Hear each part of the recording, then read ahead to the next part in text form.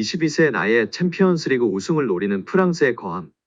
빅클럽 파리 생제르맹에 입성한 이강인 선수입니다. 실세 때부터 천부적 재능을 온 국민에게 알렸고 발렌시아라는 유소년 아카데미 최고 구단에서의 1군 데뷔에 이어 스페인 라리가에서 자신의 가치를 증명하며 22세의 나이에 파리 생제르맹이라는 거함에 당당히 입성한 이강인 선수입니다. 이강인은 지난해 여름 마요르카에서 PSG로 큰 기대를 받으며 이적했습니다. 마요르카와 달리 슈퍼스타가 즐비한 PSG에서 주전 경쟁이 쉽지 않을 거라는 우려도 있었습니다. 하지만 이강인은 루이스 엘리케 감독의 신뢰 속에 꾸준히 경기에 출전했습니다. 시즌 초부터 측면 공격수, 중앙 미드필더, 측면 미드필더 등 공격진에서 다양한 포지션을 소화하며 제 역할을 해냈습니다. 항저우 아시안게임, 아시아축구연맹 카타르 아시안컵 등 여러 국제대회 출전으로 자리를 많이 비웠지만 입지는 흔들리지 않았습니다. 이강인을 향한 엘리케 감독의 믿음은 굳건했습니다. 리그 중반에 들어선 지난해 12월 이강인을 향해 폭풍 칭찬을 쏟은 바 있습니다. 유럽 현지에서 이강인에 대한 평가가 엇갈리고 있다. 감독으로서 이강인을 어떻게 생각하느냐라는 질문에 이강인은 우리에게 굉장히 중요한 선수다. 오른쪽 윙뿐만 아니라 미드필더 오른쪽, 왼쪽을 모두 소화한다. 가짜 9번으로도 뛴 적 있고 공격 전 포지션에서 뛸 수 있는 선수다라며 기술적 측면에서 이미 톱 레벨이고 수비 능력까지 갖췄다고 극찬했습니다. 이후 메스와의 17라운드에서 도움을 올리며 PSG의 3대1 승리를 이끌자 엘리케 감독은 그에게 결정적인 패스란 너무 자연스러운 패스처럼 쉬운 일이다라며 거듭 칭찬했습니다. 이어 나는 우리 팀의 다재다능함을 좋아한다. 왼쪽 미드필더로 시작한 이강인은 자연스러운 자리였음에도 후반전에 오른쪽으로 이동했다. 난 선수들에게 이런 면을 원한다. 상대를 예측할 수 없게 하고 교체 없이도 상황을 바꿀 수 있다. 난 선수들에게 더 많이 요구하며 야망을 가질 것을 요구한다고 말했습니다. 이뿐만이 아닌데요. PSG는 이강인 영입 효과를 제대로 누렸습니다. 이강인이 PSG 최고의 인기 선수 중 하나로 거듭나면서 PSG에게 한국은 프랑스, 미국에 이어 세 번째로 큰 시장이 됐습니다. 이강인의 유니폼도 불티나게 팔렸습니다. 지난 4월 스페인 문도 데포르티보는 이강인의 유니폼이 킬리안 음바페보다 많이 팔리고 있다고 보도했습니다. 매체에 따르면 이강인은 유니폼은 PSG 선수 중 음바페에 이어 판매 순위 2위를 차지했다. 3위는 오렌 자이르의 에멜다.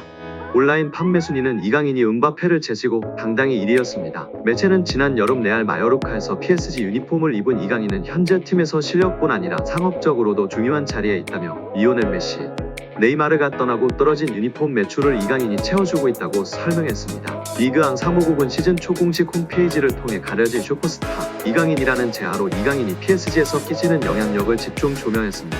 리그앙은 PSG에서 이강인의 유니폼이 불티나게 팔리고 있다. 음바페와 우스만 덴벨레보다 이 한국인의 이름이 더 눈에 띄고 한국인 관광객들은 계속 파르크 대 프렌스 PSG 홍보장로 몰려들고 있다고 전했습니다. 이어 PSG는 이강인에게 그야말로 미쳤다. 지난 여름 마요르카에서 합류한 22세 미드필더는 음바페보다 더 많이 유니폼을 팔았다. 유럽인들은 아직 깨닫지 못했겠지만 PSG는 진정한 슈퍼스타를 보유하게 됐다고 설명했습니다. 리그앙은 PSG는 이강인의 존재로 큰 이득을 보고 있다.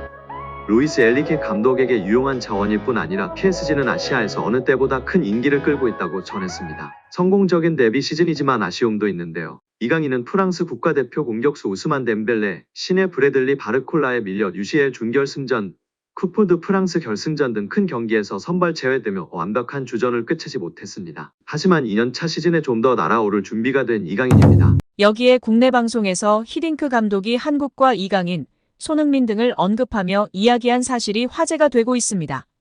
4월 17일 방송된 유퀴즈 온 더 블럭 240회에서는 거스 히딩크 전 대한민국 축구대표팀이 출연해 한국 축구의 미래를 응원했습니다. 또 히딩크와 친분이 있는 야판츠베 된 서울시향 음악 감독도 출연해 히딩크와 티키타카를 자랑했습니다. 히딩크와 츠베데는 각각 축구와 음악에 있어서 네덜란드가 배출한 세계적인 거장이자 누구보다 한국을 사랑하고 인연이 깊은 네덜란드인이라는 공통점이 있었습니다. 히딩크 감독은 네덜란드와 대한민국, 호주, 러시아 국가대표팀, 레알 마드리드와 첼시, 아인트호번 등 여러 축구 명문 클럽과 국가대표팀의 사령탑을 역임한 세계적인 명장입니다. 츠베덴 감독은 줄리어드 음대를 졸업하고 세계 3대 필하모니로 꼽히는 뉴욕 필하모니 등 다수의 음악 예술 감독을 역임할 만큼 현존하는 최고의 마에스트로로 통합니다. 두 거장은 각기 다른 분야와 14살의 나이 차이에도 불구하고 사적으로 절친한 관계로 유명합니다. 전 대표팀 감독으로서 히딩크가 바라보는 현재 한국 축구의 상황은 어떨까? 히딩크는 한국 축구가 차기 대표팀 감독을 결정해야 하는 중요한 시기에 있다고 분석했습니다. 그러면서도 히딩크는 한국 축구는 제가 처음 왔을 때와 비교하면 정말 많이 달라졌다. 2002년에는 안정환을 제외하면 외국에서 활동하는 선수가 거의 없었다. 하지만 지금은 손흥민, 김민재, 이강인 등 많은 선수들이 전 세계 리그에서 활동하고 있다라며 그만큼 엄청난 발전을 이루었다는 뜻이다. 한국 선수들은 충분히 자부심을 가져도 된다고 격려했습니다.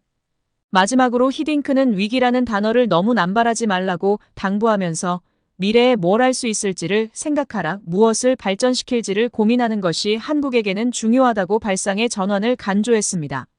한국 선수들 특유의 강인한 정신력을 높이 평가한 히딩크는 앞으로도 한국 축구만의 강인한 정신을 유지한다면 더 멋진 미래가 열릴 것이라는 따뜻한 덕담을 전하며 이야기를 마무리했습니다.